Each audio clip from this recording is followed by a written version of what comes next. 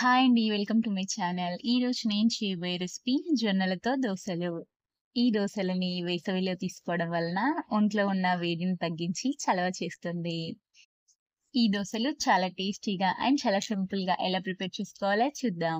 దీనికోసం ముందుగా ఒక మిక్సింగ్ బౌల్ తీసుకొని ఇందులోకి 2 గ్లాసుల జొన్నలు తీసుకోవాలి. ఇప్పుడు ఇందులోకి వాటర్ పోసుకొని 2, 3 సార్లు శుభ్రంగా కడిగి తీసుకోవాలి. చూడండి ఈ విధంగా జొన్నల్ని శుభ్రంగా కడిగి తీసుకున్నాక ఇవి మునిగే వరకు వాటర్ పోసుకోవాలి. ఇప్పుడు వీటిని 8 గంటలు నానబెట్టుకోవాలి. ఆ తర్వాత ఇంకొక మిక్సింగ్ బౌల్ తీసుకొని ఇందులోకి ఏ గ్లాస్‌తో అయితే జొన్నలు తీసుకున్నామో అదే గ్లాస్‌తో ఒక గ్లాస్ మినపగుండ్లు వేసుకోవాలి. హాఫ్ టేబుల్ స్పూన్ మెంతులు వేసుకొని ఇందులోకి వాటర్ పోసుకొని 2, 3 సార్లు శుభ్రంగా కడిగి తీసుకోవాలి. చూడండి ఈ విధంగా కడిగి తీసుకున్నాక ఈ మినపగుండ్లు మునిగే వరకు వాటర్ పోసుకొని 4-5 గంటలు నానబెట్టుకోవాలి. చూడండి 8 గంటల తర్వాత జొన్నలు చక్కగా నానిపోయాయి. అండ్ 4 గంటల తర్వాత చూపిస్తున్నాను మినపగుండ్లు కూడా చక్కగా నానిపోయాయి. ఈ జొన్నలు, మినపగుండ్లు మిక్సీ పట్టుకునే ఒక 10 నిమిషాల ముందు ఒక హాఫ్ కప్పు అటుకులను తీసుకొని దీంట్లో వాటర్ పోసుకొని శుభ్రంగా కడిగి తీసుకొని మళ్ళీ వాటర్ పోసి వీటిని ఒక 10 నిమిషాలు నాననివ్వాలి.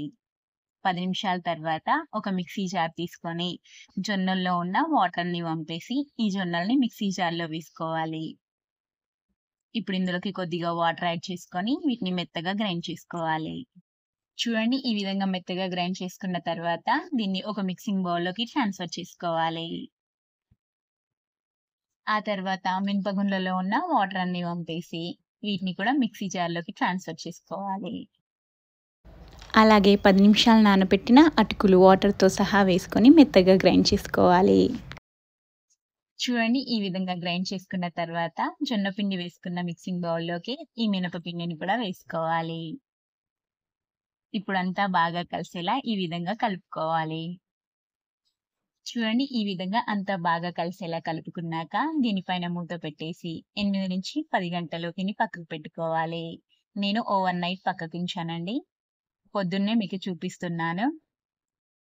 చూడండి పిండి చక్కగా పులిసింది. పిండి లోపల ఇలా ఎయిర్ బబుల్స్ అనేవి ఫార్మ్ అవ్వాలి. అప్పుడే పిండి చక్కగా పులిసినట్టు. ఇప్పుడు అంతా బాగా కలిసేలా కలుపుకోవాలి. చూడండి ఈ విధంగా అంతా బాగా కలిసేలా కలుపుకున్న తర్వాత వేరొక బౌల్ తీసుకొని మనం దోసలు వేసుకోవడానికి మనకి ఎంత పిండి కావాలో అంత పిండిని ఆ బౌల్‌లోకి ట్రాన్స్‌ఫర్ చేసుకోవాలి. ఇప్పుడు మిగిలిన పిండిని ఫ్రిడ్జ్‌లో పెట్టుకొని మనకెప్పుడు దోసలు కావాలంటే అప్పుడు వేసుకోవచ్చు. ఇప్పుడు ఈ పిండిలోకి మీ టేస్ట్‌కి తగినంత సాల్ట్, కొద్దిగా వాటర్ యాడ్ చేసుకోవాలి. ఇప్పుడు అంతా బాగా కలిసేలా కలుపుకోవాలి. చూడండి ఈ విధంగా ఉండాలి దోస బ్యాటర్ కన్సిస్టెన్సీ అనేది. ఆ తర్వాత స్టవ్ ఆన్ చేసి దోస పాన్ పెట్టుకొని పాన్ హీట్ అయిన తర్వాత కొద్దిగా ఆయిల్ వేసుకొని ఇలా ఆనియన్‌తో ఆయిల్ అంతా దోస పాన్‌కి స్ప్రెడ్ అయ్యేలా స్ప్రెడ్ చేసుకోవాలి. ఇప్పుడు మనం కలిపి పెట్టిన జొన్న పిండిని గరిటెతో ఒక గరిటెడు దోస పాన్ పైన వేసుకొని ఇలా దోసలా స్ప్రెడ్ చేసుకోవాలి. ఇలా ఒక నిమిషం కాలినాక దీనిపైన కొద్దిగా ఆయిల్ వేసుకోవాలి.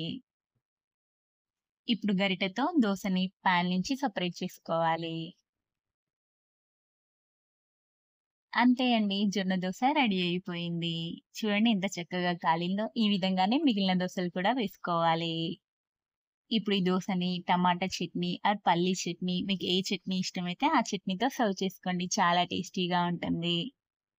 ఈ వీడియో గనుక మీకు నచ్చినట్లయితే ఇలాంటి మరెన్నో వీడియోస్ కోసం లైక్ చేసి, సబ్స్క్రైబ్ చేసుకొని మీ ఫ్రెండ్స్ అండ్ రిలేటివ్స్‌తో షేర్ చేయండి. Thanks for watching.